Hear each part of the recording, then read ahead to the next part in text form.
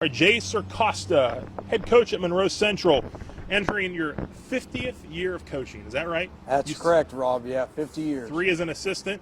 And 47 years as a head coach.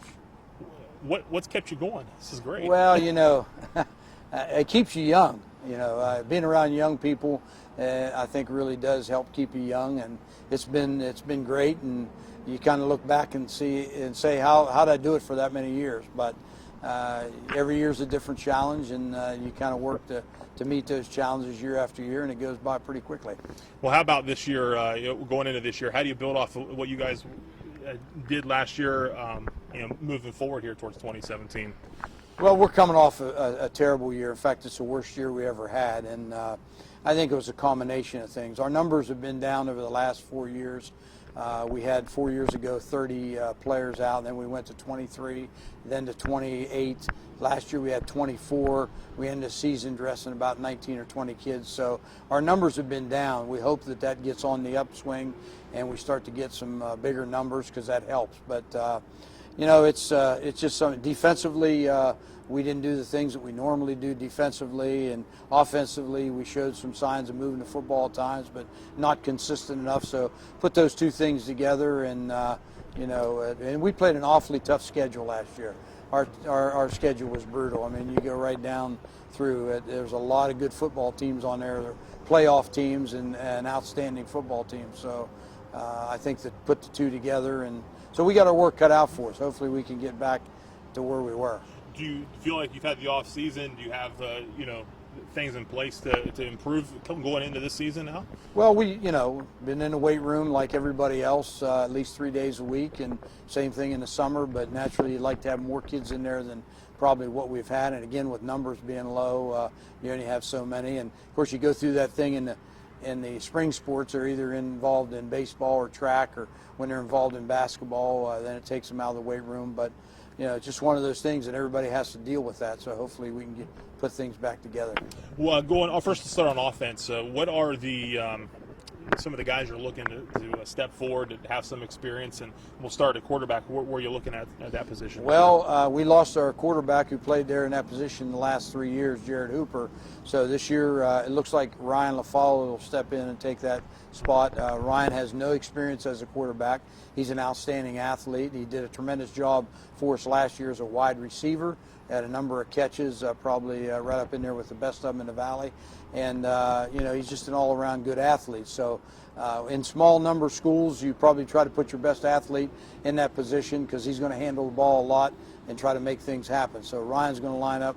But naturally, it's going to be a learning situation, because I never having played there before, he's going to find out that there's things that he didn't realize go with that quarterback spot. But I'm sure he'll give the best effort he has and do a good job. How about guys that he can get the ball to?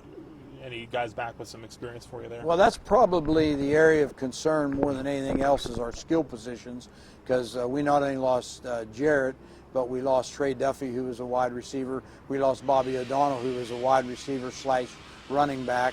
And then of course take Ryan out of the mix as a receiver. That makes it kind of tough. But we'll just have to try to find some kids. Hopefully, some of the younger kids can step up. And I think probably the strength of our team this year would have to be, going in at least, would be our offensive line, because we do have probably more offensive linemen returning than what we've had in the past 2 or 3 years. That's a good place to start, though.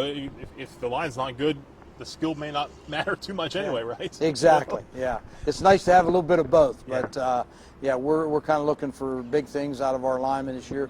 We should be pretty big up front.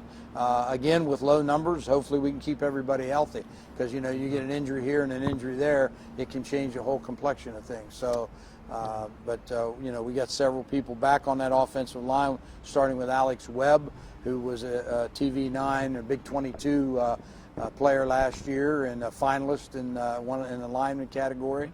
So we're looking for big things out of him. He's a big, strong kid, and can do a lot of things that you like offensively and defensively. We return our center, Owen Hartshorn, who had got another year's experience last year and got his feet wet, so we're hoping for big and better things out of him this year. Brendan Wilson got a lot of experience as an offensive guard. So, those kind of guys we're looking forward to, hopefully kind of carrying the load a little bit. We'll definitely have to reestablish a running game. And then flipping the other side of the ball, a lot of those guys, I'm sure they can help you on that defensive line as well. Yes, and that's a big concern. Last year, basically, we just couldn't stop anybody, and that made it really tough because you knew going in, it wasn't like, our defenses of the past would hold teams to like maybe a touchdown or two at the very most. And when you allow them to score several times, then that puts a lot of pressure on the offense, of course. So hopefully we can be a lot better defensively. Any other spots on defense where you feel, pretty good with some experience back this year? Well, it's still going to be a concern is in the linebacking area. Last year we really had to put kids in there that really didn't have much experience at all, and maybe play kids that probably should have been a corner instead of a linebacker, but that's just the way it was with the low numbers. So hopefully, again, we have some younger kids, a couple younger kids that we feel are promising, and hopefully they'll step up. So hopefully that'll shore things up defensively a little bit. How about the schedule this year? What changes will we Only see? one schedule change for us, and that's in Game 10. We lost Buckeye Trail. Buckeye Trail went to another league and decided not to play anymore, so we picked up West Muskingum in that 10th spot. But otherwise, our schedule is the same as last year. We open up with Union Local, and then we got Shady Side, and then we got River, then we got Caldwell, Fort Fry.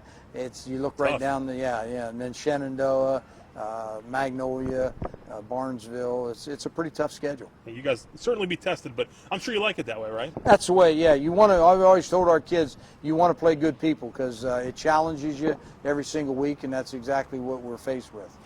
And you said so 50 years in coaching. You look back and see certain moments that have stuck out to you as you get ready for this 50th year. Well, yeah, there's a lot of them, and we've been fortunate to have a lot of outstanding young men in the past. I've always said we've never been overly big or maybe overly strong or fast, but we have kids who play with a lot of heart, and we just try to motivate them and push them in the right direction and lead them in the right direction. And we've been very fortunate to things have worked out pretty well for us over the years.